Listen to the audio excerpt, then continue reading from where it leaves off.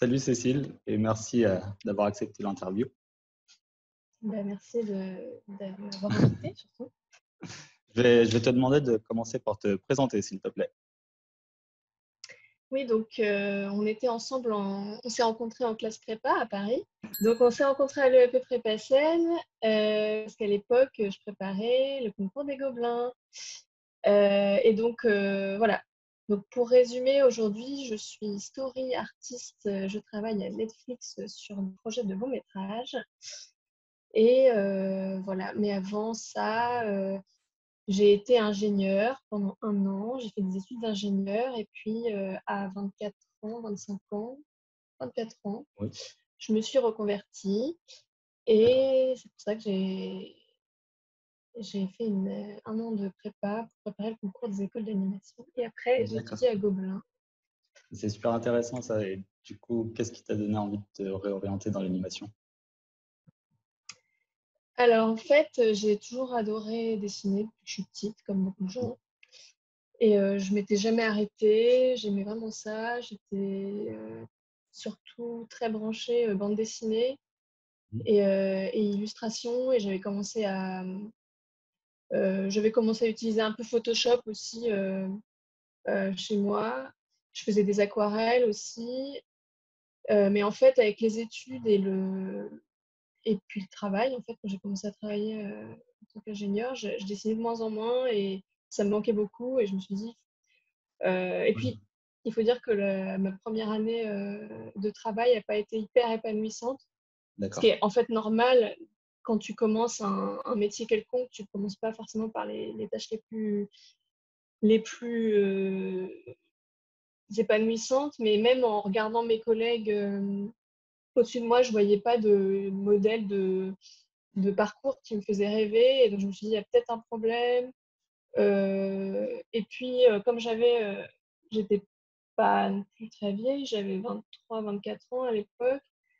Je me suis dit, bah, c'est peut-être pas trop tard pour essayer quand même de bifurquer. En fait, au Oui, départ, j'ai pas voulu complètement me reconvertir. Je m'étais dit, bah, l'illustration, la bande dessinée, c'est un truc qu'on peut faire à côté du boulot, peut-être. Je me suis oui, dit, alors si je prends peut-être des cours du soir dans une école ou quelque chose, je pourrais acquérir des techniques, échanger avec des gens et devenir un peu plus pro pour peut-être petit à petit me détacher de mon boulot à plein temps et faire ce que j'aime vraiment à temps plein. Et d'accord. en fait, en me renseignant sur les écoles, euh, il se trouve que j'habitais juste à côté de l'école des Gobelins, en fait, à Châtellerault. D'accord. Et donc, je me suis renseignée, j'ai vu que c'était une école d'art, je me suis renseignée sur le site internet, j'ai vu les différentes formations qu'elle proposait. En fait, les formations du soir, les formations de pro, c'était hyper cher. Je Oui, pense que j'aurais dû faire des cours. Il y a des cours à Paris offerts par les Beaux-Arts ou la mairie de Paris, je ne sais pas, qui ne coûtent pas trop cher, mais bon, à l'époque, c'était impossible de s'inscrire. Et donc voilà, je me suis renseignée sur tous les sites internet des écoles et j'ai découvert le secteur de l'animation. En fait, à ce moment-là, je ne connaissais pas du tout l'animation. Comme je d'accord. disais, j'étais plus branchée illustration ou bande dessinée. Oui, Et, euh, et du coup, j'ai découvert que c'était une industrie où il y avait des tas de métiers, des tas d'emplois aussi. oui. Tu as C'était vraiment assez poussé la rassurant. recherche au maximum, c'est ça? Ouais, bah en fait, alors déjà, quand tu regardes, enfin, quand tu vas sur le site des Gobelins et que tu regardes les courts-métrages des étudiants, c'est impossible de ne pas être émerveillé Oui, oui, forcément. devant ce qu'ils font. Enfin, c'est toujours. Après, je dis les Gobelins parce que c'est la première école que j'ai regardée. Enfin, tu Oui, regardes d'autres écoles d'animation aussi, ils font des choses super. Mais c'était vraiment, je sais pas, c'était comme s'il y avait un monde qui s'ouvrait à moi. Je me disais, waouh, c'est incroyable la liberté qu'on peut avoir dans l'animation. Et puis en me renseignant d'un peu plus près, je me suis rendu compte qu'en plus, on pouvait se spécialiser sur certains types de métiers. Donc, si tu aimes oui, mieux dessiner les personnages, tu vas te concentrer là-dessus. Si tu aimes mieux l'animation, tu peux aussi te spécialiser. Si tu veux faire que des décors, super. Et donc, pour moi, c'était aussi une idée ouais, intéressante, ce travail en équipe, d'abord pour le côté échange et le fait qu'à l'inverse d'un auteur de bande dessinée ou d'un illustrateur, tu n'es pas tout seul chez toi, tu vas interagir avec des gens.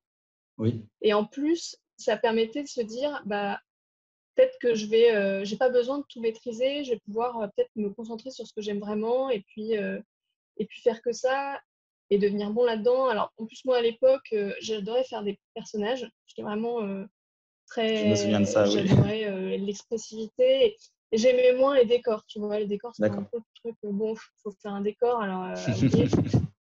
Mais donc, je me disais, bah, c'est génial en animation, j'aurais même pas besoin de faire des décors, je peux me concentrer sur les personnages, donc trop bien. Et, euh, et donc voilà, donc je me suis dit, c'est génial, cette industrie, c'est exactement ça que je veux faire. Et c'était parti, j'ai commencé à aller de forum en forum sur Oui, Internet, tout regarder, toutes les formations qui existaient. Et puis, je pense en une semaine, j'ai dû prendre ma décision, j'ai posé ma démission. d'accord. Et oui, parce que surtout à l'époque, c'était en juillet, je crois. C'est en juillet que j'ai voulu faire mon changement d'orientation. Et donc, bon, bah, la période des examens était finie, en fait. Oui, Donc, c'était trop tard, si tu veux, pour s'inscrire à des écoles. Donc, j'ai fait, bon, bah, de toute façon, j'ai un an devant moi. Euh, et, euh, et oui, effectivement, en me renseignant sur les forums, je me suis rendu compte que les écoles étaient quand même assez sélectives et qu'en venant enfin, sans aucune expérience dans le milieu, moi, j'avais fait aucune étude artistique, hein, j'avais fait des études scientifiques, donc rien à voir. J'avais aucune culture de l'art, ni rien. Je me suis dit, il va me manquer quelque chose si je prépare pas un peu ces écoles-là. Et, euh, et donc, c'est pour ça que j'ai choisi de faire une prépa, qui est d'accord. très intéressant. Et comment tu as découvert le AP? Je crois que c'était sur un forum. Non, mais un forum là, pour le coup, c'était pas un forum internet, c'était un salon d'étudiants, quelque chose comme ça. Oui, les salons de l'étudiant Euh, artistique, tous les ans, ouais, je vois. ouais, c'est ça. En fait, voilà, il y avait plein de. Je pense que je l'ai un peu choisi par hasard. Non, pas complètement par hasard, parce qu'en fait, ils avaient les portfolios de leurs anciens étudiants et je crois qu'il y Oui, avait le portfolio de Jean-David Fabre, oui, c'est ça. oui, oui. Et je trouvais que son portfolio, je me disais, ah ouais, lui, il a l'air pro. Et puis, il avait été pris au C'était assez Gobelin. Alors, je dingue. me Oui, disais, oui, ah tiens, s'il y a quelqu'un qui a été pris au Gobelin dans cette école, peut-être que. Bon, en fait, c'est vrai. Et après, un donc, portfolio, c'est pas forcément ton année à représentatif l'EAP, d'une comment ça école. s'est En passé? réalité, C'est vrai. Quelle était ton ça meilleure dépend surprise aussi en arrivant à des élèves, l'EAP? quoi. Est-ce que tu avais Quand on une voit son vision portfolio. Et donc, c'est de comme je ça que vois j'ai très bien ce choisi que le je voulais l'EAP. faire? Mm. D'accord. Ouais, bah alors clairement, très clairement, je voulais faire les écoles d'animation. Alors, le l'EAP, c'était une prépa très généraliste. Il y avait aussi bien des gens qui voulaient préparer les écoles d'archi, que des gens qui voulaient faire les beaux-arts, les arts déco, de la photo. Enfin, c'était vraiment, il y avait des profils qui n'avaient rien à voir. Mais dans toutes les matières, de toute façon, moi, ce que je voulais aussi, c'était avoir une culture générale de l'art. Donc, pour ça, je trouvais que c'était aussi intéressant d'avoir ces cours d'histoire de l'art, de sculpture, on avait pas mal de cours techniques aussi, un peu de peinture, de perspective, qui étaient quand même utiles. Après, je pense que pour quelqu'un qui voulait juste préparer les écoles d'animation, il y a moyen de trouver des prépas plus spécialisés qui vont plus droit au but. C'est vrai que là, c'était un peu éparpillé. Oui, Fallait quand même, c'était important. Je pense que moi, si je ne m'étais pas renseignée à côté sur Internet, sur les concours des écoles d'animation, et si je ne m'étais pas entraînée par moi-même, je pense pas que la prépa aurait suffi, quoi. La oui, prépa, je vois. c'était vraiment. Par contre, c'était hyper enrichissant d'un point de vue culturel. Moi, j'ai adoré. Ouais, comme je te disais, cours de l'art, cours de sculpture, je trouvais que les profs étaient hyper intéressants. Puis voilà, ça m'a fait un peu Puis découvrir le ce fait d'être milieu-là. dans un cadre aussi, d'échanger avec les autres Ouais, d'être dans un étudiants. cadre, d'être avec des étudiants. Alors c'était marrant parce que j'étais une des plus vieilles de la classe, donc ça faisait un peu Oui, bizarre de me retrouver avec des étudiants qui sortaient du bac pour beaucoup. Mais bon, c'était rafraîchissant aussi. Puis j'étais surtout trop contente de passer mes semaines à faire du dessin. En fait, ça oui, m'était c'est jamais ça. arrivé, j'en avais rêvé. Parce que Oui, quand je faisais des études d'ingé, donc j'étudiais la physique, j'étudiais les maths, et puis à côté, je me rappelle que j'avais une copine qui faisait une école d'art à Nantes. Elle faisait pivot, je crois. D'accord. Et puis quand elle me parlait de ses cours, je me disais, mais c'est pas possible qu'il y ait des gens, Je vois. c'est ça, leurs études, c'est de dessiner. Et Oui. j'étais jalouse, mais dans ma C'était un tête, autre monde, ouais. ouais, je le concevais même pas, quoi. Je me posais même pas de questions. Je me disais même pas, je pourrais essayer, quoi. Mais donc, trop bien. Donc, j'ai vraiment adoré cette année. J'ai beaucoup dessiné, beaucoup fait du dessin d'observation. Trop bien. Je me souviens. Et ben, Ouais, de la prépa, c'est ça, au Gobelin. ouais. Ça s'est passé comment? Et puis après l'année au Gobelin? Ah oui, c'était très différent quand même comme ambiance entre les deux. Oui. Parce que la prépa, c'était beaucoup plus jeune. Enfin, pas beaucoup plus. Mais quand même, quand tu arrives au Oui. Gobelin, il y a des gens qui viennent d'un peu. Enfin, ils ont souvent une expérience étudiante avant. Donc, il y en a quand même très peu qui sortent du bac. Je crois qu'il n'y en avait aucun dans ma promo. Il y avait D'accord. peut-être deux, trois personnes qui avaient fait un an de prépa avant. Euh, et puis sinon, pour beaucoup, ils venaient d'écoles d'illustration ou bien d'autres écoles d'animation ou de Oui, DMA d'animation. je Donc, vois. tous qui avaient déjà un bon bagage technique, tu vois. Euh, et, euh, et surtout, pas la même ambiance parce que là, on se retrouve tous avec des gens ultra motivés, qui ont trop envie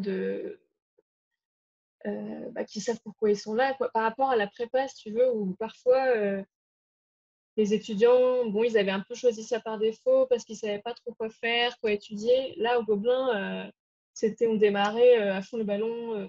Et puis, il y avait un côté très compétitif aussi.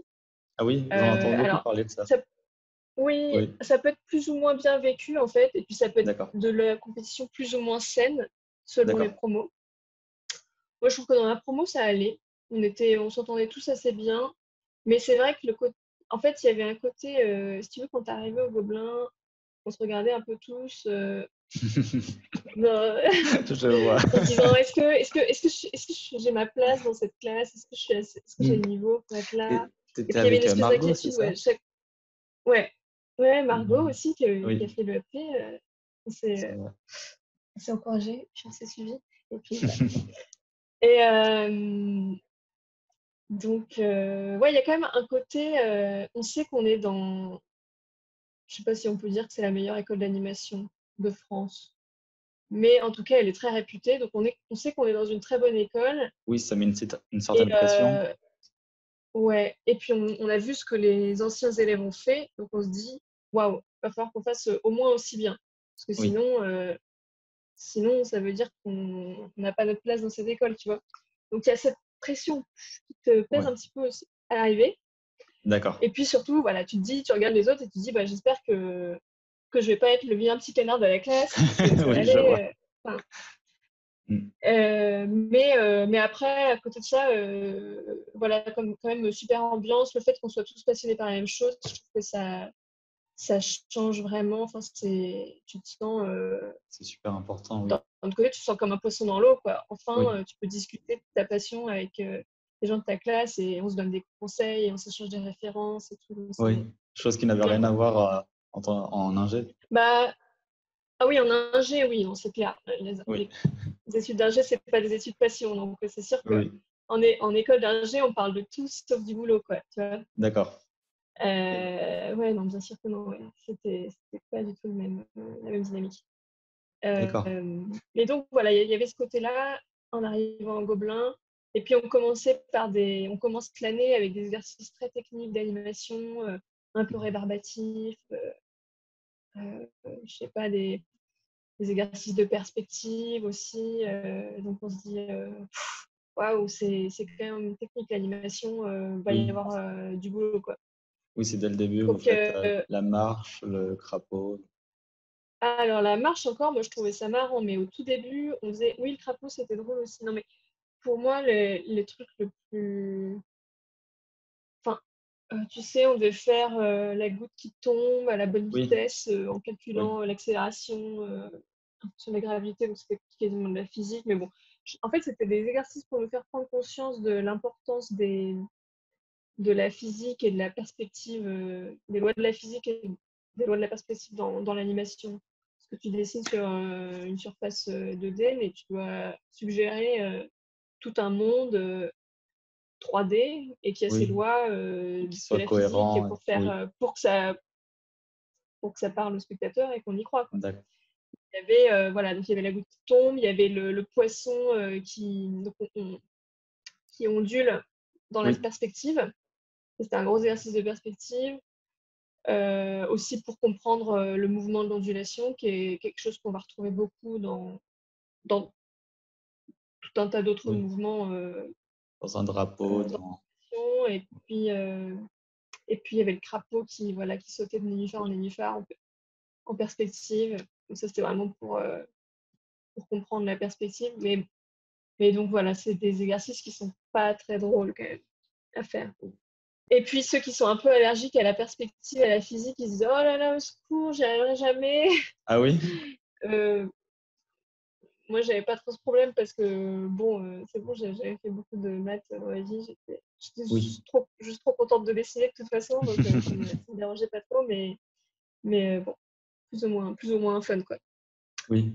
Et tu Voilà. savais, dès les Gobelins, ce que tu voulais faire après? Dans quelle spécialisation Alors, orienter? dans quelle spécialisation, ouais. Bah, c'est ça a beaucoup changé, en fait, au cours de Depuis ma la prépa? formation, parce que, Ah, alors déjà, en prépa, je savais pas trop ce que je voulais faire, mais si, je pense que ce qui m'attirait le plus, qui me séduisait le plus quand je regardais des portfolios ou le travail des gens sur internet, c'était les gens qui faisaient du développement visuel. oui, Je me disais, ah ouais, c'est ça, moi j'adore faire des beaux dessins, des belles images, c'est exactement ça que je veux faire.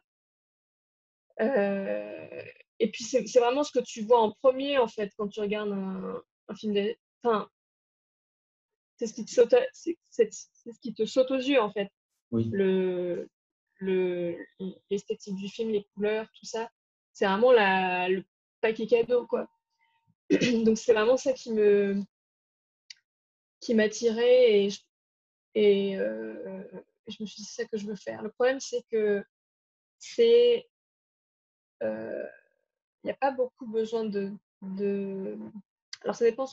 Je vais distinguer les concept artistes et les gens qui font du développement visuel. Parce que oui, les concept artistes, c'est vraiment ceux qui font ces belles images en couleur juste après l'idée ou le script et qui vont développer des images pour explorer les visuels possibles du euh, de l'idée. que sera le film. Oui, Et d'accord. donc là, c'est des images en couleur avec des personnages, des décors dedans. C'est un peu comme des illustrations presque de ce que pourrait être le film. Et donc ça, c'est du concept art. Mais je trouve qu'on le met aussi dans la catégorie du développement visuel. Mais dans le développement visuel, il y a aussi tout ce qui est, une fois que le storyboard est fait, qu'il y a eu une direction artistique qui a été déterminée, Oui, euh, il faut, euh, il faut par exemple dessiner tous les personnages secondaires, tous les objets. Donc il y a du design de personnages, du design de props. Il y a aussi du design de sets, de décors. Donc, bon, bien sûr, c'est des métiers qui existent. Je pense que les métiers sont différents si on travaille dans la 2D ou dans la 3D. Mais alors, surtout dans la 3D, il y a un boulot monstrueux de design de props, tout ce qui va apparaître dans l'image doit avoir été designé à un moment ou à un autre. Il n'y a pas de hasard. S'il y a un verre qui est posé sur une table, derrière le personnage, il faut qu'il y ait un artiste qui ait décidé de designer ce verre d'une certaine façon. Et tu prends pas un verre, enfin, il n'y a pas de verre standard en fait. Il n'y a pas de verre standard. oui, Donc, il faut qu'il y ait quelqu'un qui réfléchit à pourquoi on va faire ce verre-là, cette matière-là, cette couleur. Et donc ça, c'est vrai pour les objets. Et puis, pareil pour les personnages. Donc, souvent, les personnages principaux, ils sont d'abord euh, imaginés par les concept artistes, donc qui vont lâcher un peu euh, ils- les concept artistes, ils sont pas trop contraints sur la technique, ils peuvent faire des dessins très expressifs, très. Le but des concept artistes, c'est de trouver une idée. d'accord. Et une idée, une impression, une émotion, une atmosphère. Et le but du Visual Development Artist, c'est de traduire cette idée que le concept artiste a trouvée et de la mettre dans le moule du film d'animation qui va l'adapter pour qu'on puisse après l'utiliser dans le film. D'accord. Donc, pour te donner un exemple, par exemple, parce que j'avais fait mon stage chez MacGuff, Illumination MacGuff, sur Despicable Me 3. D'accord. En fait, c'est à ce moment-là que j'ai pris vraiment conscience de la différence qu'il y avait entre le concept artist et le visual development artist, parce Oui. que Ton eux, stage, ils avaient. justement, c'était dans quel domaine? C'était en développement visuel, ouais. D'accord, ça marche.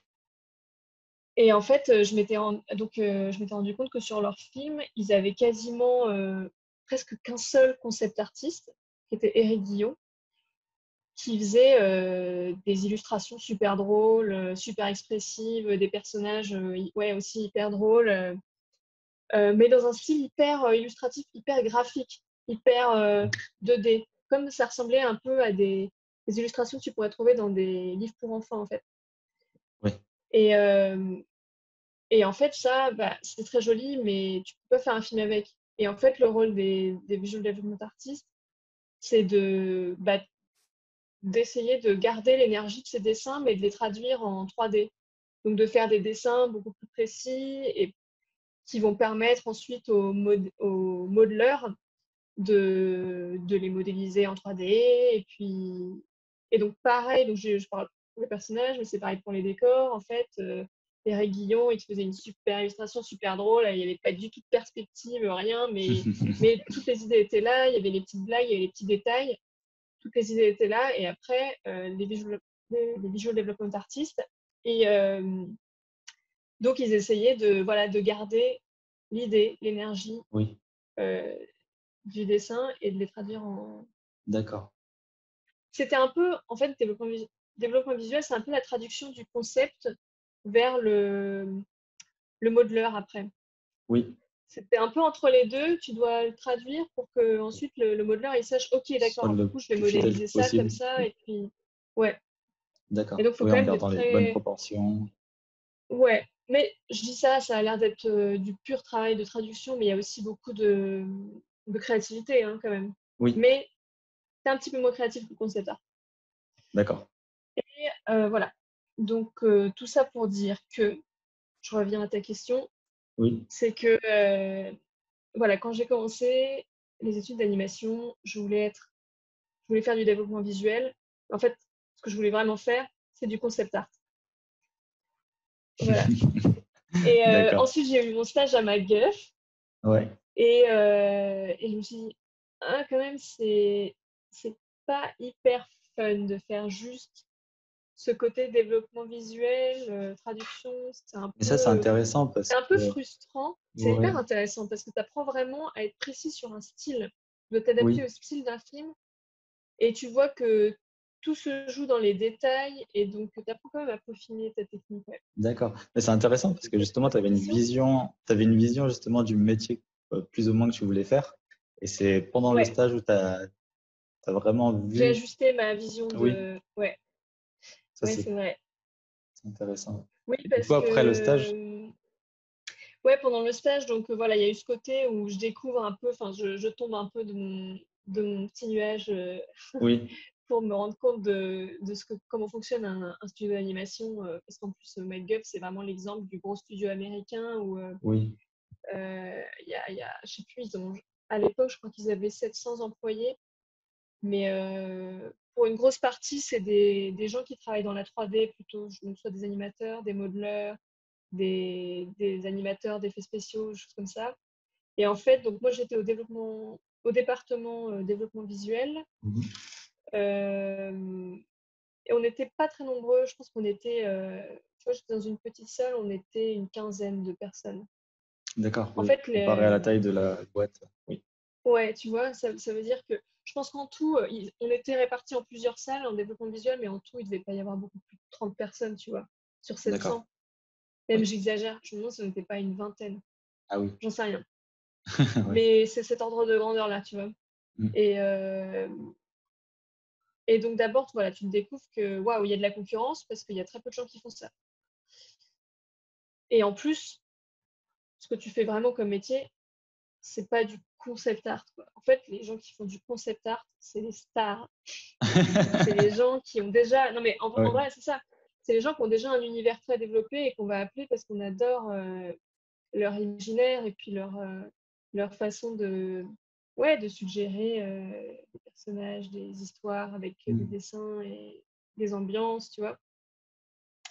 Et donc, ça se développe surtout avec l'expérience. Et je pense que, alors, il y a des gens très talentueux qui, à la sortie de l'école, ont déjà cet univers très riche et qu'on va appeler pour faire du concept art.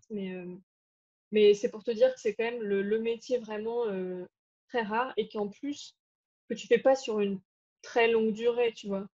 Oui. En proportion, la fabrication d'un film d'animation, tu vas avoir ça de pré-production. 20%.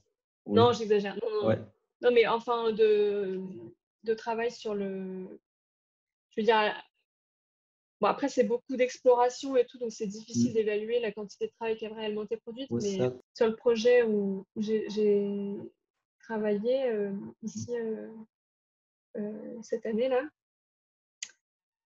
ce qui était bien, c'est que j'avais accès au dossier et donc je pouvais voir qui étaient les artistes qui avaient participé au développement visuel et je pouvais voir le travail qu'ils avaient fourni, D'accord. notamment sur les personnages, parce que je faisais du design de personnages pour ce projet.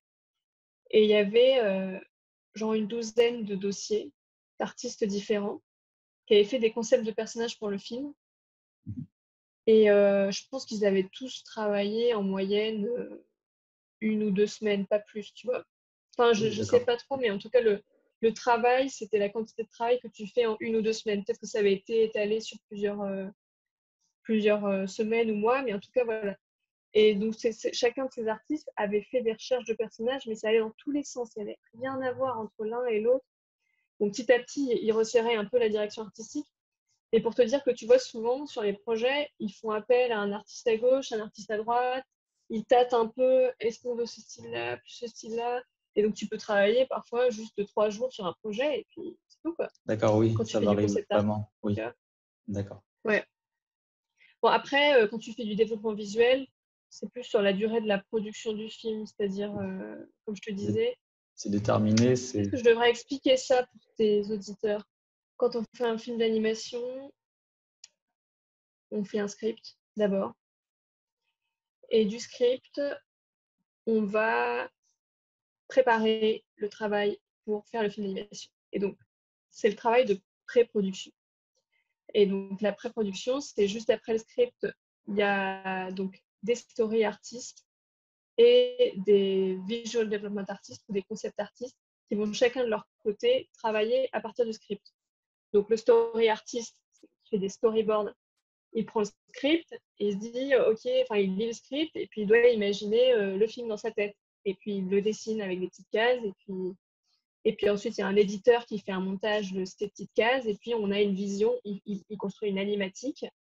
Il met du son, des bruitages, de la musique, avec ces petites cases de dessin un peu moches en noir et blanc. Et comme ça, on a une idée du film, de ce qu'il va avoir, à quoi il va ressembler, le rythme, est-ce qu'on comprend l'histoire, tout ça. Et en parallèle, le concept artiste, il va explorer voilà, les ambiances. En fait, il va y avoir un peu des allers-retours entre les story artists et le concept artiste.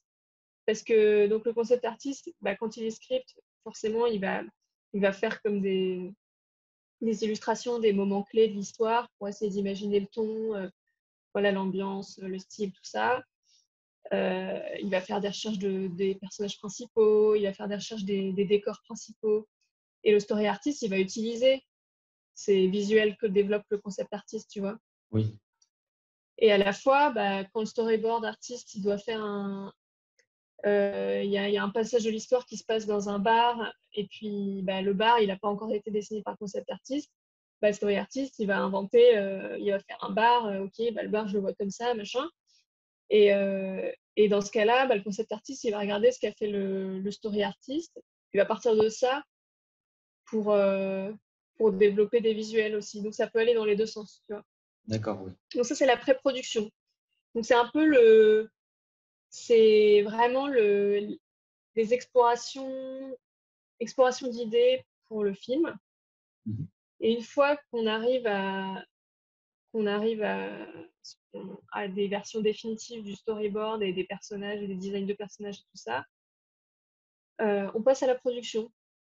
Donc là, on va vraiment fabriquer le film et donc on va, construire, vraiment les décors si c'est un film en 3D ou bien on va dessiner les décors finaux qu'on va voir à l'écran si c'est un film en 2D et puis, on va animer les personnages donc, selon ce qui a été, prévu dans le storyboard, on va on va animer les personnages, voilà. Donc ça, c'était juste pour D'accord. distinguer, Oui. pré-production de la production Oui, c'est intéressant parce qu'il y en a beaucoup qui et confondent pour dire justement. que, pour revenir aux échelles Oui, de personnes qui travaillent sur les projets, il y a souvent beaucoup plus de personnes qui travaillent dans la production que dans la pré-production. oui, Parce que dans la production, il y a besoin de beaucoup, beaucoup de monde, beaucoup d'animateurs, beaucoup de gens qui font des décors parce que, c'est le plus gros du travail, c'est ce qu'on va voir à l'écran et puis, ce film, c'est 90 minutes, c'est beaucoup, beaucoup de travail. Voilà. c'est vrai. Je reviens à ta question quand même Ouais, qui était très importante, c'était le choix du métier. Parce que tout oui, ça, enfin, voilà. oui, Maintenant oui. que j'ai parlé un peu de tous les métiers, je disais que voilà, j'étais très attirée par le concept art. Et puis, donc, pendant mes études à Gobelin, je me suis bien rendu compte qu'il y avait des gens. En fait, je comparais mon profil aux autres gens de ma classe pour voir comment est-ce que je peux me démarquer dans ce milieu parce qu'il n'y a pas de place pour tout le monde. Donc, a priori, il faut quand même que tu joues sur tes forces. Et puis, je voyais, alors même si j'adorais le développement visuel, je voyais qu'autour de moi, il y avait quand même des gens qui étaient vraiment très forts là-dedans, qui avaient plus de. J'avais l'impression qu'ils avaient plus d'intuition pour un certain nombre de choses, pour de la couleur, même pour des personnages. Alors que j'adorais les personnages, tu vois, mais j'avais l'impression que j'étais quand même un peu coincée dans une certaine technique et que j'avais du mal à me lâcher pour explorer vraiment, justement, tout l'intérêt du concept art, c'est d'explorer, Oui, d'aller un peu loin pour explorer des caractères, des personnages que tu n'as pas vus avant. Moi, si tu veux, j'avais suffisamment de technique pour reproduire très bien des choses que j'avais déjà vues, si tu veux, mais j'avais du mal à explorer ailleurs, d'accord. hors des sentiers battus. Et ou alors peut-être que c'était mon style, enfin, c'est toujours très dur de savoir. Mmh. Et par contre, en animation, j'avais l'impression que je m'en sortais plutôt bien, parce qu'en animation, tu as besoin justement de bien maîtriser la technique des personnages, les volumes et tout ça. Euh, le mouvement aussi, c'était quelque chose que j'aimais bien, acting, expressivité. En fait, je me suis dit peut-être que c'est ça que j'aime vraiment dans le dessin de personnage, c'est plus ce côté, la transmission d'émotions et Oui, d'expressivité, faire des dessins dynamiques, des poses dynamiques. Et finalement, je me suis dit, c'est peut-être plus ça que j'aime dans les dessins de personnages. Donc peut-être qu'il d'accord. faut plus que je me concentre dans l'animation que dans le développement visuel. Donc tu vois, Mmh. déjà, en faisant, en comprenant mieux en quoi consiste chaque métier, tu te Oui, réorientes aussi en fonction oui, de ce que tu sais faire, ce que tu aimes faire. Parce que parfois, tu as un rêve, voilà, tu as une vision d'un métier et tu te dis, ah, t'adores, oui. il y a des stars, tu te dis, c'est vraiment ça que je veux faire. Et puis en fait, dans la pratique, t'aimes bien, mais c'est pas ce que tu sais faire de mieux. C'est pas, voilà. C'est pas ce qui t'anime le plus mais c'est intéressant parce que Et pourtant, quand ouais, quand dis-moi. j'entends pardon, c'est, quand tu es dans cette phase de recherche, tu es continuellement enfin, tu es consciente de ce que tu fais. Je veux dire, quand tu travailles, tu te poses la question inconsciemment de: «Est-ce que je veux m'orienter là-dedans ou plus là-dedans?» Je sais pas si tu vois? Moi, je me la posais quand même beaucoup cette question, ouais, parce Oui, que parce que je m'étais orientée. Enfin, j'ai un côté très terre à terre, très pratique, hein, sinon j'aurais pas fait oui, d'école oui. d'études d'ingénieur. Oui, Donc c'est vrai que je me posais quand même la question de savoir comment j'allais comment j'allais vivre à long terme, quel métier j'allais faire. Et puis, ouais, je faisais très attention. J'avais très envie, si je m'étais réorientée, c'était quand même pour faire un métier que j'aime bien. J'avais pas envie de me retrouver à nouveau coincée dans quelque chose que j'aimais pas. Donc ouais, je faisais très attention de savoir qu'est-ce que j'aime faire, en quoi je suis forte, est-ce que je peux relier les deux quelque part pour me démarquer, pour travailler sur des projets vraiment intéressants, tu vois. Oui, Parce que il y a ça aussi, c'est que il y a effectivement beaucoup de débouchés dans l'animation en France. oui, Tu sors je d'une vois. école d'animation, tu peux trouver du travail. Mais le problème, c'est de réussir à travailler sur des projets que tu aimes bien, qui ont du sens pour toi. Et voilà, et tu peux pas faire le difficile si tu faut que tu puisses te démarquer pour pouvoir vraiment choisir tes projets après. Donc voilà, donc c'est pour ça que voilà, j'avais toujours en tête, je me disais qu'est-ce qu'il faut que je fasse dans l'animation. Et, euh, et donc l'animation de D, du coup, Oui, ça me c'est ça. plaisait. Ouais. Mais en même temps, ça me faisait un peu peur parce que c'est vrai qu'on voyait de moins en moins d'animation 2D dans, dans les cinémas. Mm. Alors, on a eu des cours d'animation 3D aussi à Gobelin. C'était pas si mal. Je pensais que j'allais pas du tout aimer ça, mais en fait, j'ai trouvé ça assez intéressant. Mais c'est vrai que pour moi qui avais repris les études pour pouvoir dessiner, c'était un peu absurde Oui, de me dire je vais faire de l'animation 3D. Et puis je trouvais que c'était dommage. Enfin, j'aimais bien hein, l'animation 3D, je trouvais ça intéressant. C'est un peu comme un jeu, quoi. Tu ta petite marionnette et puis tu dois la faire bouger mes courbes et tout.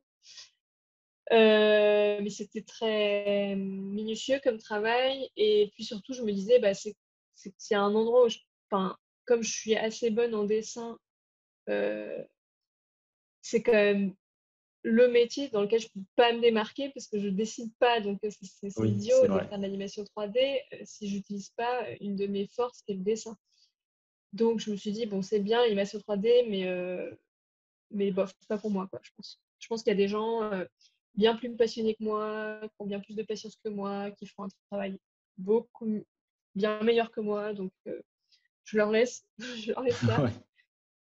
Et toutes ces questions, c'était Euh, pendant justement les Gobelins. C'était ouais, continuellement dans ces réflexions-là. C'était suite au bah, stage que tu as eu à peut-être pas McGuff. continuellement, mais ouais, enfin, à partir du moment où j'ai fait des stages, ouais, parce que D'accord. tu vois à quoi ça ressemble. En première année, j'avais fait un stage en animation 2D aussi, qui D'accord. c'était pas terrible. Enfin, Oui. c'était, C'est d'où bah, l'importance de faire des stages. ouais, oui, mais après, tu vois, c'est pas un studio, c'est pas forcément représentatif de toute la profession. Donc moi, Oui. en première année, j'avais fait un stage. En plus, j'étais en première année, donc j'avais pas beaucoup d'expérience.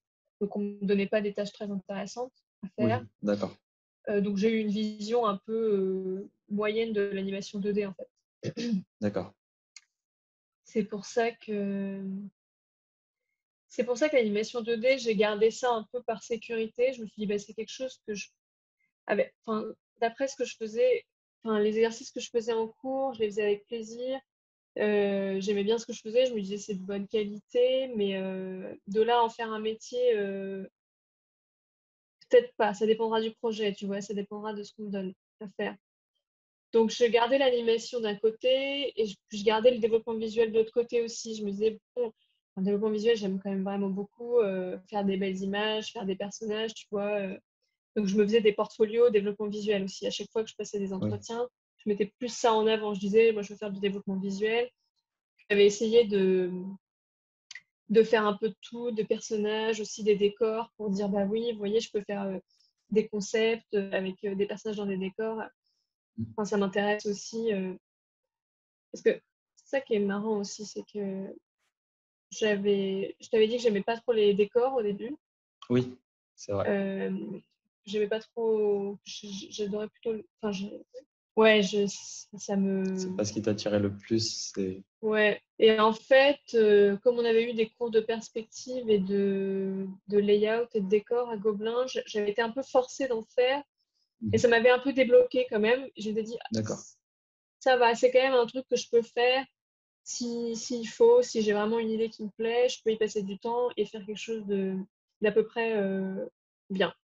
Peut-être pas pour faire des décors sur un film, tu vois, mais en tout cas, pour faire des concepts, ça passe. Et donc, je mettais ça aussi dans mon portfolio.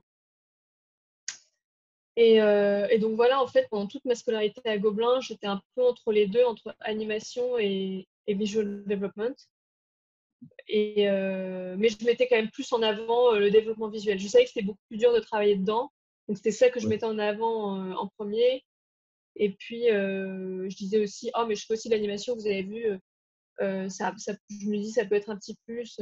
D'accord. Surtout quand tu fais du design de personnages, ça peut être vraiment un plus de savoir faire de l'animation. Parce que ça veut dire que tu comprends les contraintes du métier, Oui, les contraintes de l'animation, et puis tu peux aussi bah, dessiner les personnages, en leur pensant à donner des l'animateur. attitudes, des poses dynamiques. D'accord. Et c'est aussi un travail du caractère designer de mettre le personnage, de le faire, de lui donner des attitudes, des Oui, poses, oui, oui, de le rendre des vivant. extrêmes, des C'est vrai. expressions. Donc voilà. Et en fait, j'ai jamais vraiment envisagé de faire du storyboard. Je pense pendant toute ma scolarité à Gobelin, ça m'est pas trop venu à l'idée Oui. parce on n'a pas eu beaucoup de cours de storyboard en fait. Mhm. Et puis, donc on faisait vaguement du storyboard quand on faisait des projets en équipe, là. Et c'était des tout petits films, donc pas très longs. Et puis, on était plusieurs à mettre la main à la pâte. Donc, au final, c'était pas. Enfin, il y avait du storyboard, mais c'était un peu la tâche que personne ne voulait faire aussi, le storyboard. Enfin, moi, j'avais l'impression, en tout cas de mon point D'accord. de vue, que les gens avaient pas trop envie de le faire. Parce que comme c'était un truc qu'on faisait à plusieurs, de toute façon, à la fin, tu pouvais pas dire, bah, c'est moi qui ai fait le storyboard. Donc, c'était pas un truc que tu pouvais mettre dans ton portfolio. Oui. Et puis en plus, les cases de storyboard, c'est souvent très moche, surtout comme on les utilisait, c'était vraiment juste des outils de Oui, travail, on c'est cherchait ça. pas à faire ça. C'est pas censé être vu Voilà, et du coup, c'est pas censé être vu, mais encore moins dans la façon dont on les utilisait à l'école, si tu veux. C'était vraiment nos trucs, on disait, oui, on va mettre les personnages là, et puis le truc là, d'accord. et puis. Mais c'était pas parce qu'il peut y avoir des beaux storyboards Oui. pro. Tu vois, t'en vois beaucoup sur Internet. C'est très rough, c'est pas des dessins finis, mais c'est quand même une certain, voilà, c'est expressif et tout. Et les storyboards qu'on faisait à ce moment-là pour faire ces petits films, c'était pas le but, quoi, parce que c'était pour nous, c'est des outils de nous à nous. Enfin, tu vas pas peaufiner l'expression du Oui. personnage quand tu sais que c'est toi qui vas l'animer après, tu vois. Oui. Donc, c'était pas des choses qu'on pouvait montrer dans notre portfolio. Donc, du point de vue d'un étudiant qui construit un portfolio pour trouver du boulot, pour trouver des stages, ça sert à rien, tu vois.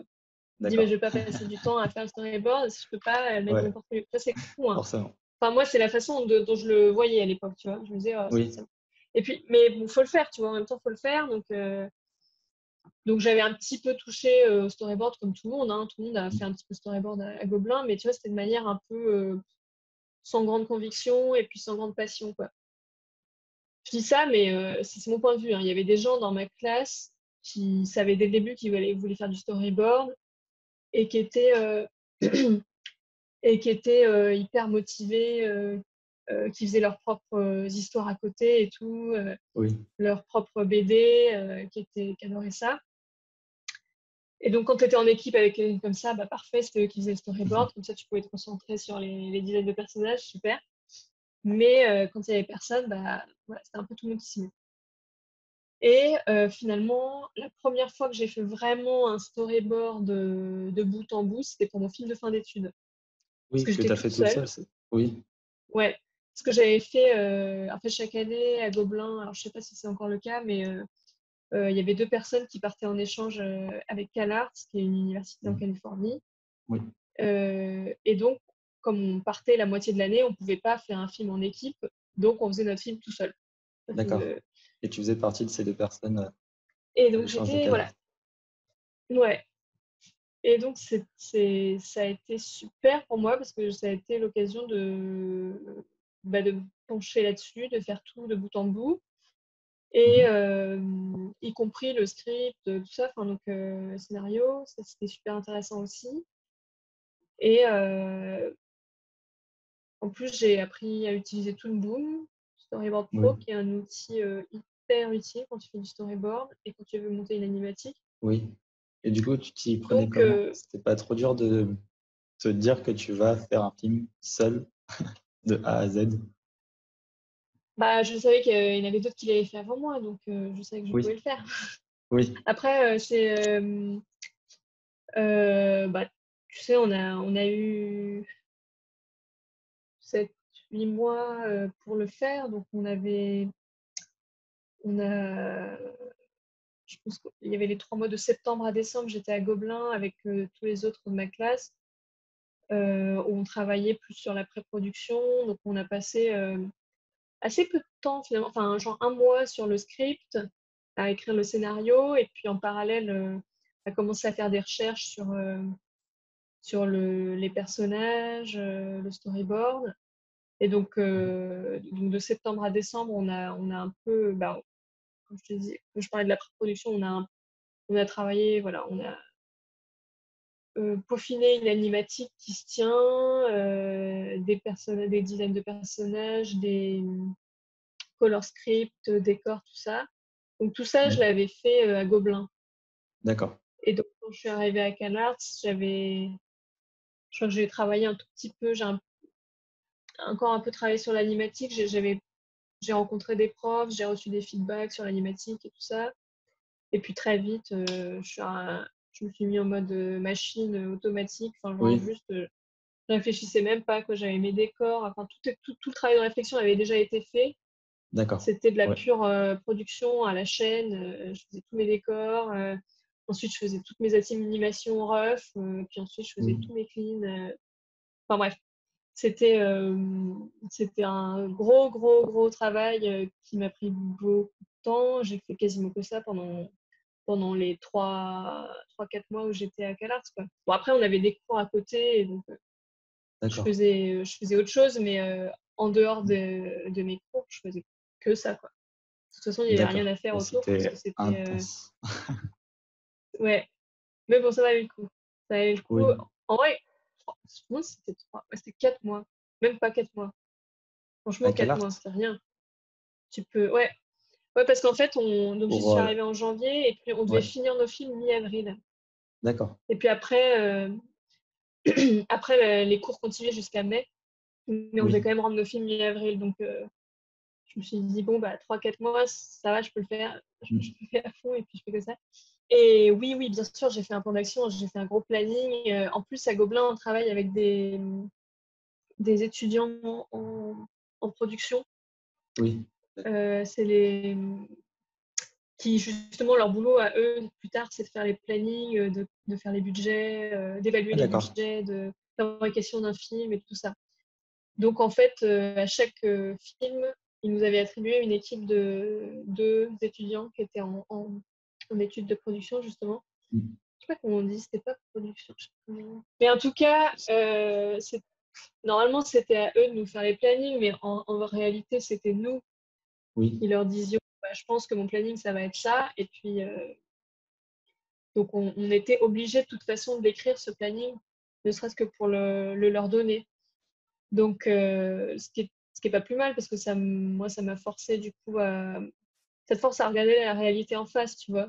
mm, Tu te dis bah mon emploi du temps il fait 7 mois, si j'ai 3 mois pour faire l'anime, ça veut dire bah, je sais pas, je fais un mois et demi sur les refs et puis un mois et demi sur le clean, et puis ensuite tu réduis encore, ça veut dire que ça me fait 4 secondes d'anime par jour.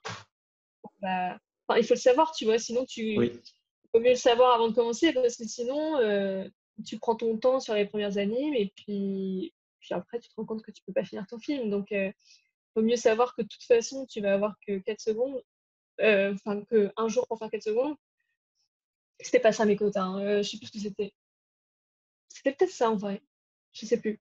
Mais en tout cas, du coup, ouais, tu y penses quand tu fais ton anime, tu te dis, bon, bah là, j'ai pas besoin qu'elle fasse un truc spectaculaire, elle va juste oui, bouger les yeux de gauche à droite, et puis ça, le message y passe, tu vois. Et puis, comme d'accord. ça, je garde plus d'énergie pour les plans qui en valent vraiment la peine, tu vois.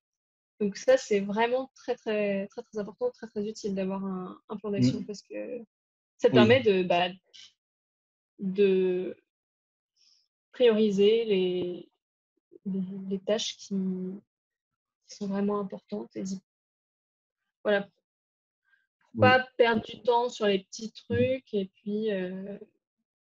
puis au contraire soigner ce qu'en vaut vraiment la peine, quoi. Donc D'accord, voilà. c'est génial. Et l'échange à CalArt, comment ça s'est passé? Le tourisme et tout, tu m'as dit. Ouais, moi le C'était tourisme génial. c'était trop bien. Bah oui, non mais après c'est trop beau comme région, il y a des tas de C'est où parcs exactement? naturels magnifiques. Comment? C'est où exactement, CalArt? C'est situé. Alors Callars, c'est à Valencia, une petite ville qui est au nord de Los Angeles. D'accord.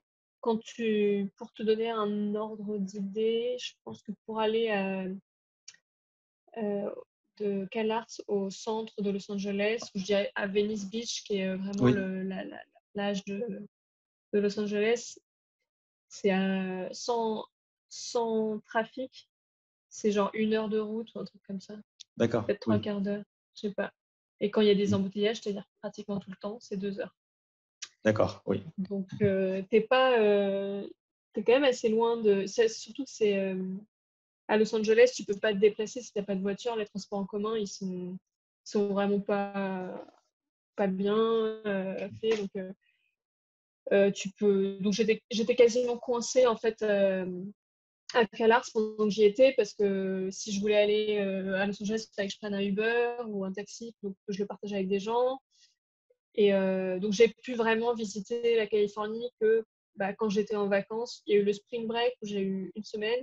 Et puis après, le mois de mai, pardon, là, j'ai repris encore 2 semaines. Et puis à chaque fois, j'ai loué une voiture et puis je me suis baladée. Oui, c'est sympa alors comme ville, même pour y bosser Ouais. et tout. Après, la Californie, ouais, c'est vraiment. Moi, j'adore le climat. Oui, Beaucoup, j'imagine. tout le monde n'aime pas le climat, mais c'est hyper ensoleillé, c'est beau, c'est une petite bulle dorée. Mm. Non, mais après, moi, par contre, le côté voiture pour tout, pour aller au supermarché qui est à 5 minutes, tu vas prendre ta voiture, il y a rien qui est prévu pour les piétons. Enfin, c'est pas une vraie ville, en fait. C'est comme plein de petites villes agglomérées. Euh, donc, si tu restes dans ton quartier, à la limite, tu peux vaguement marcher, mais dès que tu dois aller quelque part, faut prendre la voiture, c'est hyper. Non, mais c'est assez spécial quand même, Los Angeles. Ouais, Je pense qu'il y a des gens qui d'accord. adorent et il y a des gens qui détestent. Ouais, à voir, C'est faut y aller personnel. pour le vivre. Ouais.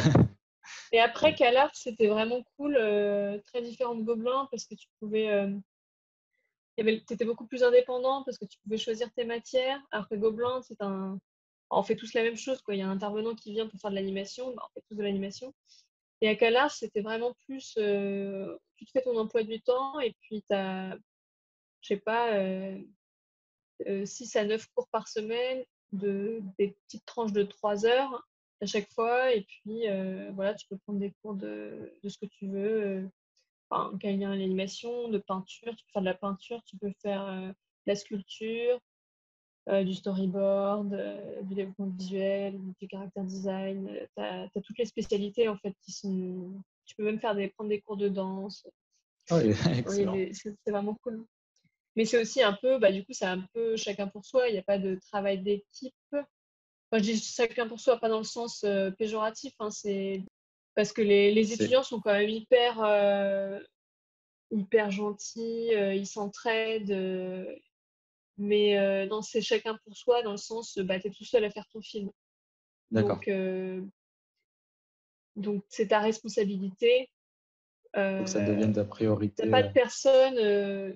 Tu peux demander Oui, des avis aux gens, bien sûr, et les gens sont toujours très, très contents de te donner leur avis, mais c'est ton projet, tu dois le finir. Et ça peut être très angoissant, très pesant pour certains oui, étudiants. Si tu es anxieux et tout, tu peux dire oh, je vais jamais y arriver, il n'y a personne pour m'aider. Tu vois. Bon, d'accord. Et justement, comment mais tu faisais face à toutes ces petites difficultés et tout? Après, là, c'est euh, l'aspect psychologique, je pense. Comment tu oui, réagissais, comment ah tu trouvais oui, des solutions. c'est une bonne question. Je pense que moi, j'ai l'impression que je réagis pas très bien au stress de manière Oui, générale. Donc, j'essaie d'éviter de me retrouver en position de stress, en fait. Donc, ouais. j'essaie de beaucoup anticiper, tu vois. D'accord. Tu t'y prenais comment? Et bah, du coup, bah, le fait d'être capable de faire des plannings et d'évaluer le Oui, temps que telle ou telle animation allait me prendre et tout, bah, j'ai vraiment pris ça très au sérieux, quoi. Je l'ai fait, et puis j'ai été hyper, disciplinée sur mon planning et j'essayais vraiment pas, dévier et puis si je pouvais être encore plus efficace, bah, je le faisais, tu vois? J'essayais de gagner toujours du temps, d'être, de pas, c'est ça en fait le pour éviter de t'éparpiller, il faut vraiment tout le temps, tout le temps, tout le temps reprendre du recul. Tu dis: «OK, mon projet c'est ça, là je suis en train de passer, en train de me prendre la tête sur ce détail-là, je pense que ça en vaut pas la peine. On passe à la suite, on verra ça plus tard ou alors on verra pas. On fait, donc je pense que ce qui m'a beaucoup fait gagner du temps, c'est ça, c'est cette capacité de me dire bah c'est assez bien. C'est pas parfait, mais c'est assez bien, on passe à la suite. Parce que c'est très tentant quand justement, surtout pour les artistes qui sont très attachés à leur travail, de vouloir faire quelque chose de parfait, d'y passer beaucoup de temps par peur que ce soit, voilà, pas assez bien, pas assez, mais ça, tu peux l'éviter si tu arrives à prendre de la distance et d'avoir la vision globale de ton projet. Tu dis: d'accord. «Oui, c'est vrai que c'est pas parfait, on pourrait comprendre mieux, mais en vrai, à l'échelle de mon projet, je pense que c'est pas assez important pour que j'y passe plus de temps», donc voilà, donc c'est ça, Ça je te pense que permettait, oui. la capacité à faire la priorité entre ce qui a de l'importance et ce qui en Mmh. a pas et la capacité à lâcher prise quand, Oui, tu as pas le temps de faire mieux, c'est hyper important pour être efficace d'accord, pour et continuer donc d'avancer. bah, ça, je Mmh. pense que ça m'a beaucoup aidée pour, finir mon film, dans les temps. Je crois que j'avais même quelques jours d'avance finalement sur mon D'accord. planning donc pour te dire parce que moi je sais que si je suis en stress et que je suis en retard, je vais prendre des mauvaises décisions, faire des Oui, mauvais choix, et puis mal travailler, en fait. Le fait d'être stressé et anxieux, tu travailles mal, en fait. d'accord. Alors que si tu dis: «C'est bon, j'ai cette marge, j'ai ce petit matelas de sécurité», bah, tu as juste, de quoi te détendre pour, te concentrer sur ce qui a de l'importance et sur faire du bon travail, tu vois? Et donc Oui, en fait, tu gagnes énormément de temps à pas être stressé. Parce oui, que comme tu es pas anxieux, bah, tu as toute ton énergie pour être concentré et pour, bah, travailler mieux et plus vite. Donc pour moi, c'est ça en tout cas, ce qui m'a aidé pour mon film, c'était vraiment d'anticiper à fond et de prendre de l'avance si je pouvais, quoi d'accord.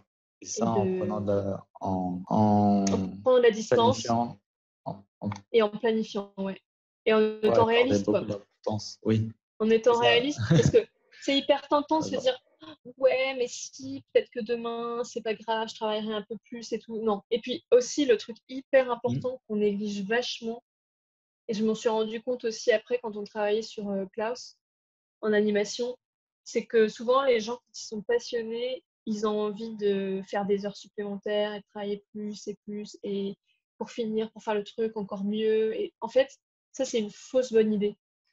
D'accord. Et c'est hyper dur à c'est contre-intuitif, en fait, de se Ouais. dire: «Bah, là, j'ai assez travaillé pour aujourd'hui, c'est la fin de la journée, il est» je sais pas à quelle heure tu finis ta journée, «il est 8 heures, il est temps que j'arrête, que je fasse autre chose, que je regarde un film, que j'aille, cuisiner».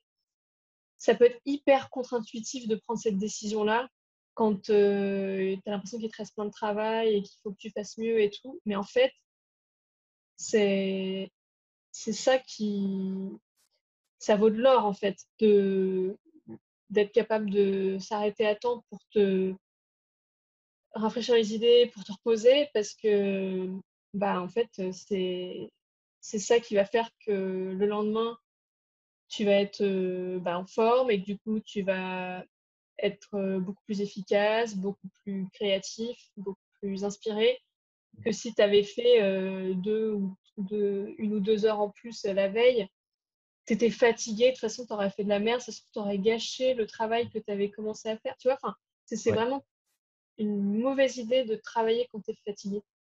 d'accord. Parce que tu vas faire des erreurs et tu vas perdre du temps, en fait. Mm. Tu vas faire des erreurs que tu vas devoir corriger le jour d'après, et puis ça va faire boule de neige, et puis en fait, tu te retrouves sous l'eau, et puis plus tu es sous l'eau, et plus tu es anxieux, et moins bien tu travailles, et plus tu crois qu'il faut que tu travailles plus, et donc plus tu es fatigué. Enfin, Oui, ça devient un cercle c'est vicieux. pas une bonne idée. D'accord. Donc, Ouais. même si tu as l'impression que non, tu devrais continuer à travailler, non, tu es Oui, fatigué, tu te reposes, et ouais, donc ça, je pense que c'était hyper important. J'avais une super hygiène de vie à Cala, ouais. parce que je me couchais, enfin, j'essayais de me coucher pas trop tard. En vrai, je travaillais beaucoup, mais je me faisais des vraies bonnes nuits, et puis je prenais le temps de faire Mm. des pauses et de me faire de la Oui, cuisine et de regarder un film quand je pouvais. Enfin, tu vois, d'accord. j'essayais d'avoir un rythme de vie assez sain quand même. Oui, Je super faisais des important cours de de bien danse dormir. aussi, parce que je pense Oui, que c'est hyper important de bouger aussi. oui, parce qu'on reste assis toute la Euh, journée. ouais, ça, mais parce C'est que, vrai. je sais pas, on a l'impression que le travail, c'est que dans la tête, mais ton corps est tellement important. Mm.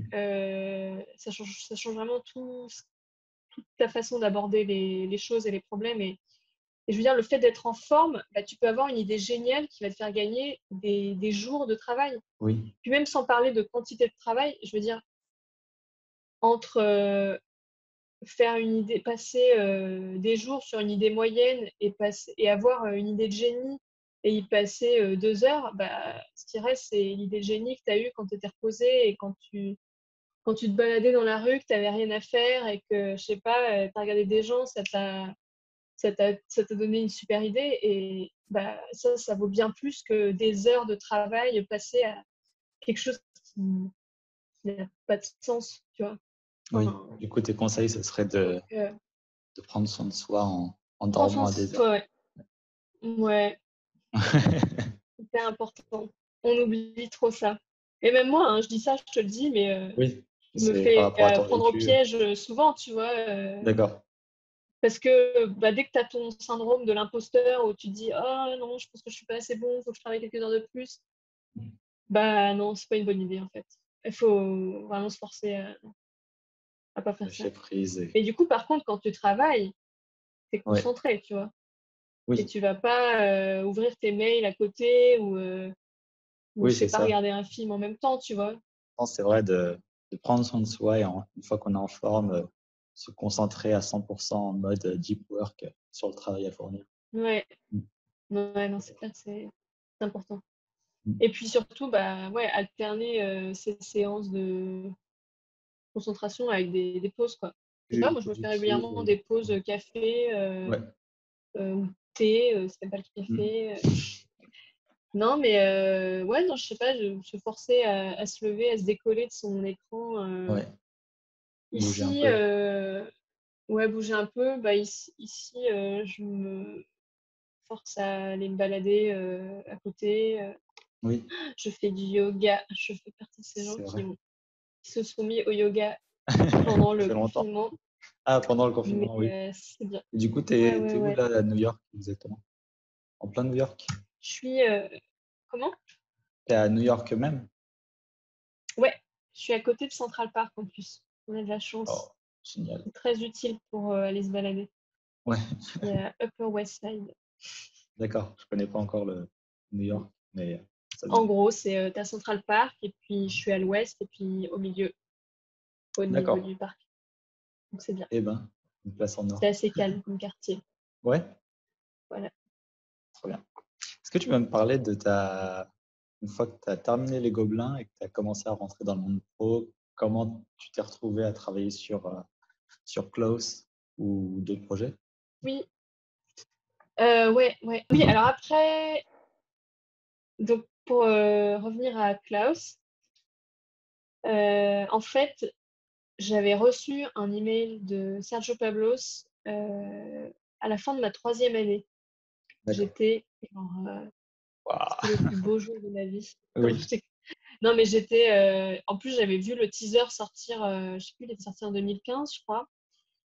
Et j'avais trouvé ça magnifique, comme beaucoup de gens. Et je me suis dit, waouh, trop bien, le retour de l'animation 2D, génial. L'animation 2D à la Disney, tu vois, en plus. Parce que Oui, c'est un peu, moi, ce que j'aimais bien à faire comme animation à l'époque, toujours d'ailleurs. Et, euh, et donc, je reçois un email de Sergio Pablos qui me dit bonjour, je recherche des animateurs 2D qualifiés, est-ce que ça t'intéresserait? Je suis là, mais bien sûr! Alors, par contre, je dois finir mes études, mais dans un an, je suis disponible. Et oui. donc je l'avais revu à Annecy, Mhm. mais, mais en fait, quand j'ai eu mon diplôme, ils n'avaient pas encore commencé l'animation. Je crois qu'ils avaient pris un peu de retard peut-être sur le storyboard. Et donc, ils étaient encore en train de faire du storyboard à cette époque-là. Et ils faisaient aussi du développement visuel. Et alors moi, j'ai dit, mais il n'y a pas de problème, je peux venir quand même. Je peux faire du storyboard si vous voulez, ou du développement visuel. Enfin, c'est comme vous voulez. D'accord. J'ai fait un peu de storyboard sur mon film de fin d'études. Donc, je sais utiliser Toon Boom. Et puis, je pense que j'aimerais bien. Et tout. Et en fait, euh, je pense qu'ils avaient plus besoin de story artist que de visual development artist. Oui. Donc j'ai fait du storyboard et c'était hyper intéressant. J'ai énormément appris pendant. Donc je suis restée 1 an et quelques mois en storyboard D'accord. et c'était une leçon de vie. Non, mais Oui. d'abord, c'était super parce que j'ai découvert un métier. Alors, il n'y avait rien à voir entre le niveau de storyboard que j'avais fait pour mon film de fin d'études et Oui. le niveau qui était attendu. Mais donc, je me suis mis à niveau petit à petit. Donc, Mhm. ça allait. J'avais un superviseur hyper gentil, une équipe très sympa. On était très peu nombreux. On était 5, je crois, en storyboard D'accord. Mm. quand j'ai rejoint. Ensuite, il y a eu une 6e personne qui est venue, mais qui est repartie. Mais donc, en gros, c'était voilà, 5-6 en comptant le superviseur. Donc, D'accord. vraiment pas beaucoup. Mais du coup, j'ai découvert voilà, tous les coulisses de la fabrication du storyboard. Quand je suis arrivée, on était en train de finir une première version de l'animatique. Il faut savoir que souvent, pour faire un film, il y a beaucoup de versions. Donc là on Oui. en a fait 3 en tout sur place, donc c'était relativement peu. Genre, sur certains projets à Disney, ils en font 6 ou 7. À Disney Pixar, c'est comme 7 versions du film, quoi. Avant de se D'accord. dire, OK, c'est assez bien, on part en production, tu vois. Donc Oui. là, après la première version de l'animatique, on a complètement changé le premier acte. Le personnage principal, il n'avait plus le même caractère. Donc, ça a eu des répercussions sur tout le film. Donc, il a fallu réajuster plein de réajustements. Donc, c'était hyper intéressant voilà, sur cet aspect-là. Et surtout sur l'aspect humain. Oui. C'était hyper Super important. intéressant parce que, en fait, j'ai appris à prendre de la distance avec de la distance entre mon travail et moi, parce qu'en fait, en plus, le storyboard, c'est quand même beaucoup de travail, mine de rien. Tu fais plein d'images, tu développes toute une séquence, puis tu la montres au réal, et puis il te dit non, en fait, c'est pas ça que je veux, c'est plus ça. Alors tu te dis, donc tu dois tout refaire, donc déjà, tu as une espèce de frustration d'avoir mis autant d'énergie Oui. dans quelque chose qui va être complètement jeté à la poubelle, mais ce qui est le cas tout le temps, en fait, hein, dans Oui. tous les travaux, tout le travail en animation, c'est tout le temps ça. Mais quand tu es étudiant, tu n'as pas eu l'habitude parce que souvent tu fais juste tes trucs pour toi et puis tu t'attaches à ton travail et puis tu dis bah voilà, c'est ça, j'ai fait, voilà. Et tu n'essayes pas forcément de l'améliorer encore avant de le montrer, tu vois. On est très impatient quand on est étudiant. On a fait un truc, on veut tout de suite le montrer, tu vois. C'est vrai. Et, euh, et donc ça m'a appris voilà ça, ce côté voilà, de ne pas s'attacher à son Son travail travail. parce que tu Oui. sais que il y a 8 chances sur 10 que ça va finir à la poubelle. Et puis aussi de ne pas prendre les critiques trop Personnel. personnellement. Ouais. C'est-à-dire qu'au départ, quand on me disait de refaire quelque chose, je me disais oh, c'est sûr, bah, du coup, en fait, j'ai pas le niveau, mais je suis nulle, Oui. D'accord. mais en fait, je comprends rien à ce qu'il veut que je fasse. Et... Enfin, tu vois, il y avait vachement de ça, de tirer des conclusions définitives sur Mm. juste un feedback, tu vois. Complètement idiot, Mais je pense que ça vient beaucoup d'un sentiment d'insécurité. De quand tu commences à travailler, tu ne sais pas encore quelle est ta valeur. Oui, Donc, le moindre feedback, tu prends ça pour OK, donc en fait, je ne suis pas du tout fait pour ça. Donc, en fait, enfin voilà, tu vois, tu essaies de t'évaluer par rapport à ce qu'on va te dire et, et tu ne te rends pas compte qu'en fait, c'est tellement normal de rater tout le temps. En fait, tu passes ton temps à rater et en fait, c'est l'inverse qui serait un miracle. Si tu faisais un storyboard et que tu arrivais pour la première fois à te mettre dans la tête du réalisateur pour lui donner ce qu'il avait en tête, mais ce serait un miracle en fait. C'est même pas oui, possible, pratiquement pas possible. d'accord. À moins que tu aies travaillé avec ce réalisateur pendant hyper longtemps, que tu connaisses parfaitement ses goûts et tout ça. Il y a quand même très peu de chances pour que tu lui proposes tout de suite quelque chose qui va lui plaire. Donc en fait, c'est complètement ça. Le travail, c'est du tâtonnement. Tu proposes un truc, Oui, il dit bah moi je veux ça plus comme ça j'aime pas. Tu fais ok, tu reprends, tu retravailles, tu fais et comme ça, c'est mieux. Il dit ouais, alors ça j'aime bien, mais du coup, voilà. Enfin, bon. Et du coup, c'est constamment ça. Donc c'est très vrai, je pense que c'est très très vrai pour les métiers de la pré-production du coup. Parce que c'est d'accord. le moment du projet où tout est flou en fait. On ne sait Oui, pas du tout à quoi ressemble le projet. Même le réal, parfois il ne sait pas du tout ce qu'il veut faire. Il n'a pas d'image très précise en tête. Donc c'est du tâtonnement. Et donc le tâtonnement, ça veut dire beaucoup de feedback négatif aussi, quoi. Enfin pas négatif, négatif dans le sens bah essaye encore quoi. C'est oui, beaucoup de essaye d'accord. encore. Donc ça peut être décourageant si tu n'as pas l'habitude. Tu peux dire ah mais c'est de ma faute, c'est parce que je suis nulle. Non, ça fait partie du process en fait. C'est Mm. normal. Et donc faut juste comprendre ça et pas sans arrêt remettre en question ta valeur. Et donc je pense que ça se calme. Là, tu vois, déjà je le ressens beaucoup moins sur les projets sur lesquels j'ai travaillé récemment. Parce que bah, après avoir passé un an en storyboard et puis que les gens veuillent travailler avec moi encore, je me dis, bon, bah, ça veut dire que c'est pas complètement nul ce que je fais. Et donc, si je dois refaire quelque chose, c'est pas juste de ma faute, c'est que ça fait partie du process et c'est pas un échec. Voilà. Oui, oui, oui. Voilà. Enfin, ouais, voilà. D'où l'importance de faire la part des choses entre le travail et la personne. Ouais, Et, ouais, voilà. Et garder en tête que enfin, ton but, c'est pas que le directeur il t'envoie des lauriers, c'est de faire avancer le projet. projet, c'est d'essayer de comprendre ce qu'il veut faire et puis de lui donner les moyens aussi de te dire ce qu'il veut que tu fasses. Enfin, c'est beaucoup de communication. Mm. Donc, bah, si tu lui proposes qu'un truc, par exemple, bah, il y a beaucoup de chances pour qu'il te dise non, c'est pas ça que je veux. Si tu lui proposes deux, trois alternatives, tu dis bah, j'ai essayé, c'est un truc comme ça, et puis ça, et puis ça. Dans quelle direction tu veux que je parte bah, ça l'aide à t'orienter, tu vois. Donc, c'est aussi apprendre à travailler, à tâtonner, comme ça, à travailler en tâtonnant et pour rendre ouais, le processus de travail plus efficace.